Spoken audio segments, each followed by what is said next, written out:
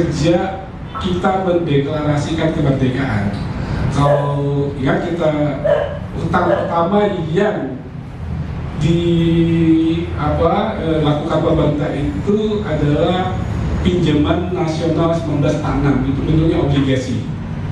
Karena itu terpaksa dilakukan oleh pemerintah pada waktu itu, karena dana yang dimiliki oleh pemerintah pasca proklamasi 17 Agustus itu hanya sebesar 2 juta rupiah Jepang ya, bukan rupiah yang kita seperti internasional. Jadi dana 2 juta rupiah itu berasal dari sisa dana Jawa Hokkakai. Jawa Hokkakai itu adalah satu lembaga yang dibentuk oleh pemerintah militer Jepang untuk menghimpun dana masyarakat guna mendukung perang Asia Timur Raya. Ketika proklamasi, kemudian Jawa Hokkakai itu dibentuk oleh pemerintah Jepang dan dipimpin oleh Soekarno dan beberapa tokoh yang lain. Ketika proklamasi, sisa dananya sekitar 2 juta rupiah. Di samping kemudian ada candu itu salah satunya pabrik candu yang UI sekarang itu sebagai titik UI itu pabrik candu yang diambil oleh pemuda. Kemudian beberapa tambang emas kayak tambang emas Cokor di Kotok di Banten atau tambang emas di Raja Lebong.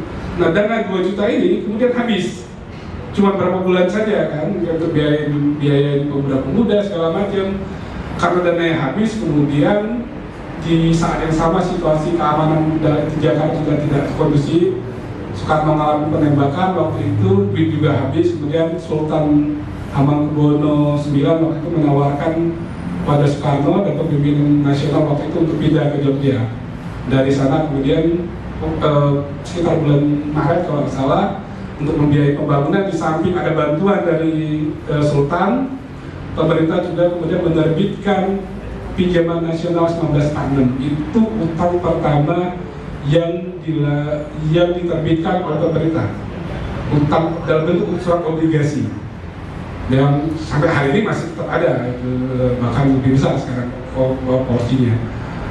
Berlanjut sampai kemudian tahun 49, kemudian kita pasca KMB, kita secara tiba-tiba ya disepakati oleh delegasi yang dipimpin Muhammad Hatta waktu itu, Wapres, dalam kemudian di KMB di Den Haag, kemudian menyepakati pengambil alihan utang pemerintah Hindia Belanda.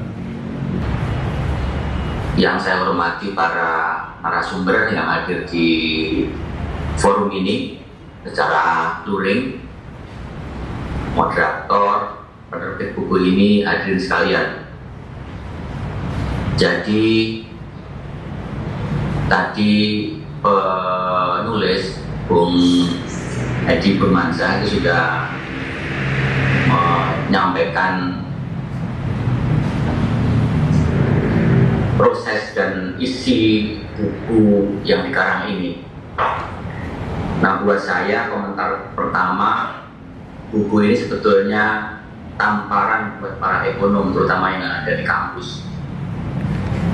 Seharusnya buku ini ditulis oleh para ekonom tersebut yang ada di kampus.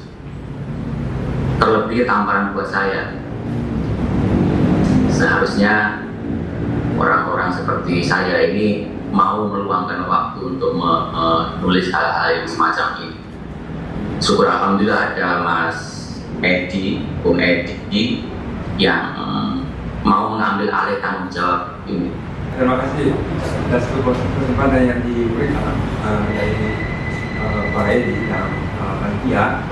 Terutama saya mau ucapkan selamat Pak Edi yang sudah menyusun buku yang dibuka kaki ini bagus. Covernya juga sangat bagus ya, yang bikin desainnya dan juga padat punya. Dan satu hal yang pantas diapresiasi itu sangat komprehensif ya, dalam soal utang atau kebijakan fiskal di Indonesia, bagaimana Indonesia mengalami utang, kembaliin bank mamanya gitu. Jadi sangat bagus ya gitu. Nah, dari saya mau komentari ya. Pertama itu ini memang bahas soal kebijakan fiskal dan utang dan pemberian utangnya. Tapi sekaligus juga ini buku sejarah ya, buku sejarah kebijakan fiskal Indonesia. Nah, jadi itu mau sedikit koreksi atau nambah informasi ya. Di sini dari masa kemerdekaan panjang lebar diskusinya, bagusannya dari Belanda dan lain-lain itu bagus sekali ya. Nah, mungkin saja faktanya itu pantas dinambah atau koreksi ya. Kalau waktu perang kemerdekaan itu Indonesia itu memang secara real dua kubu kekuasaan, nikah Belanda sama RI ya. Nah, memang sebagian ada daerah DI Jawa Barat gitu. Tapi DI itu nggak sampai punya bank sentral ya. Jadi yang punya bank sentral itu Republik Indonesia sama Belanda gitu. Belanda itu memang Jawa Bank ya, dari dulu. Selama zaman Jepang itu Nampo Kaihan Kinko gitu ya, itu yang bank sentral yang ada di Jakarta. Nampo Kaihan Kinko keluarkan uang kertas Nampo Kaihan Kinko ya, nampak scan namanya gitu. Nah, itu beredar habis Indonesia merdeka juga ya. Sebelum Bank Sentral Indonesia keluarkan uang baru, dan sebelum nikah keluarkan uang nikah, uang kertas Nampo Kaihan Kinko, nampak scan yang beredar ya, itu. Di 96, 97, 98 itu lompatannya ya. Dari 129 sebelum krisis 238 naik 553, naik lagi 940. Itu ada BLBI, ada obligasi rekam. Nah, itu tadi saya bilang, jadi mungkin di buku ini sudah dijelaskan yang BLBI, yang rekamnya mungkin harus detailkan nanti bolehlah kita sharing. Karena itu tidak habis, itu tidak hilang, tidak pernah. Tadi kan kayak KMB, apakah itu pernah dilunasi? Pernah Mas Edi, dilunasi dengan cara diganti surat utang baru ke bawah ke 8.800 itu. Ini sekali yang terlunasi. Misal kayak BCA itu kan waktu bailout dia harusnya 52 triliun, tapi BCA-nya hanya sekitar bayar dengan asetnya 20. Jadi ada 32 yang ke bawah.